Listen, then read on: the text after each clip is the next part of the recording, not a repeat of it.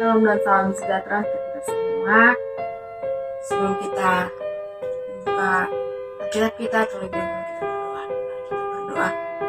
Sungguh bersyukur Tuhan Yesus bersedia pertolongan Tuhan. Apa yang baik mendengarkan firman-Mu Tuhan Yesus, yang memberkati firman-Mu berapa dan masing-masing. Tuhan Yesus apa yang berkata-kata dalam Tuhan, namamu Amin. Kita bernyanyi Sud dari Kidung Jemaat nomor 2.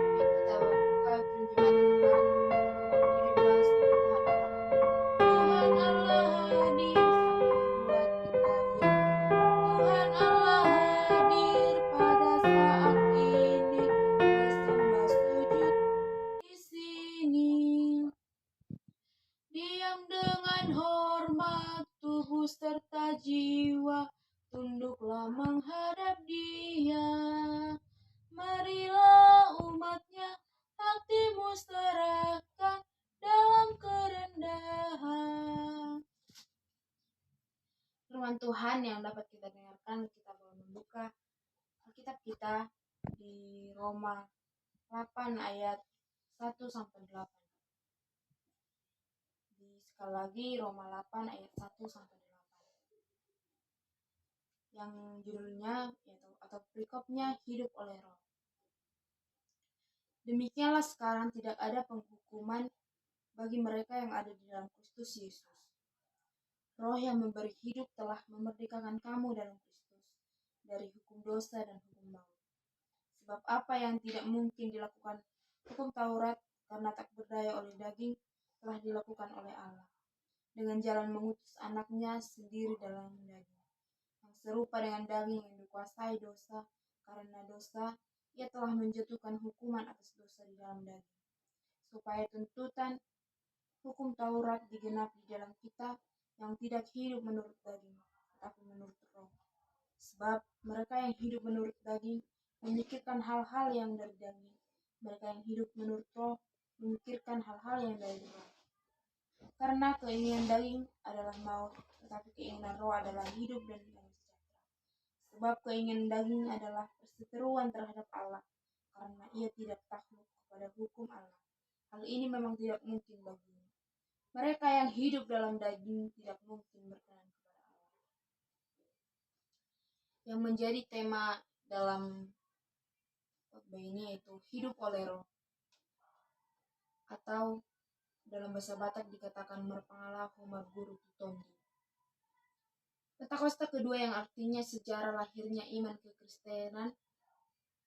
Mula-mula Allah melengkapi para rasul dengan Roh Kudus sehingga mereka dimampukan untuk menjadi saksi Kristus.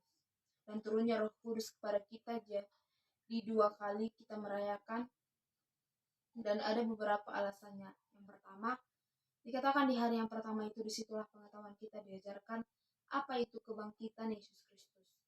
Yang kedua, dikatakan juga di hari kedua disitulah kita mengaplikasikan atau menerapkan ke hidup kita atau yang diajarkan Yesus Kristus. Dan juga bukan berarti yang tidak datang sekarang tidak dibaharui oleh Roh Kudus. Sekarang yang menjadi pertanyaan, ikutnya sikap atau sikap kita dibaharui oleh Roh Kudus. Beginilah ceritanya. Ada sebuah cerita. Sudah naiklah Yesus Kristus ke surga dan disuruhlah Roh Kudus memberkati kita. Jadi manusia dibaharui, kita tidak mampu melakukan kita pertama sampai kita ke-10. Jadi kita itu berfungsi sebagai cerminan mana yang benar dan mana yang salah, karena sudah dilebur beserta kematian Tuhan Yesus. Hilanglah dosa itu, jadi kembali dibaharuilah roh kita. Contohnya, bapak ibu adalah seorang anak muda, seperti mau menangis dan merajuk, meminta sepeda motor kepada bapaknya. Bisa dikatakan di sini Honda, Vespa, atau Yamaha. Kalau di kampung kita, Honda lah namanya. Singkat cerita, dibelikan bapak itulah di minggu pertama masih baik si anak ini, akan tetapi minggu kedua sudah mulai sok jago. Minggu ketiga sudah ikutlah dia pergi ke Siborong-borong untuk belajar membalap. Pemain di situ masih aman, akan tetapi di ujungnya terjadilah sebuah bencana, itu kecelakaanlah si anak tersebut.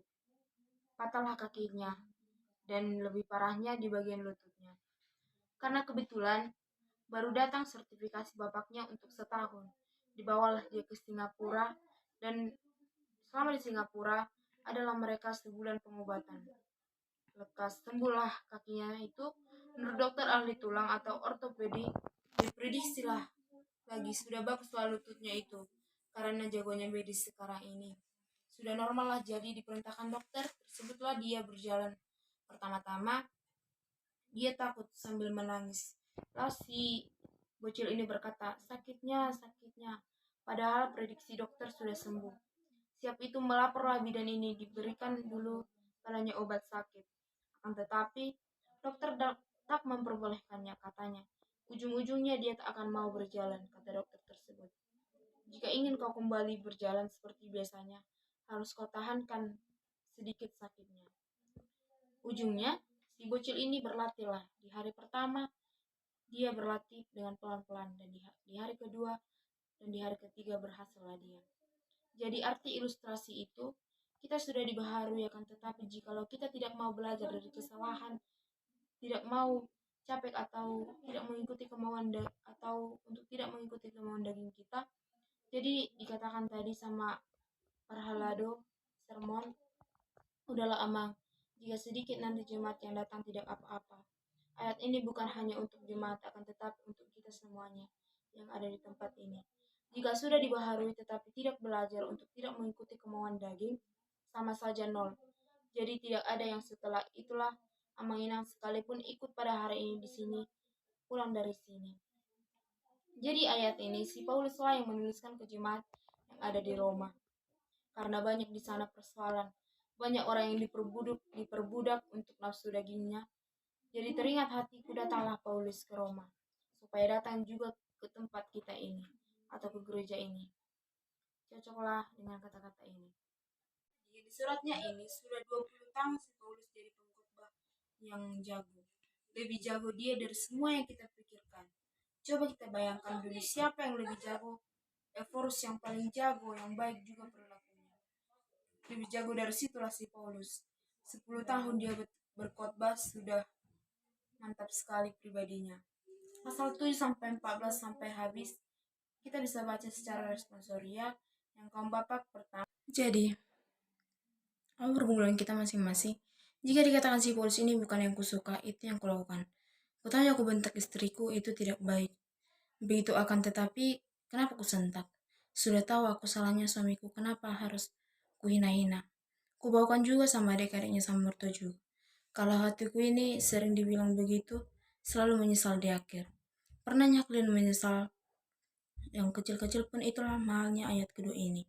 Yang kemarin kok bayangin dari situ bahasa dibuat, itulah menggambarkan kesalahan yang yang ada di muka bumi ini. Seperti itunya sekarang kita disadarkan perilaku kita. Maksud pendeta yang dahulu pesta kedua ini.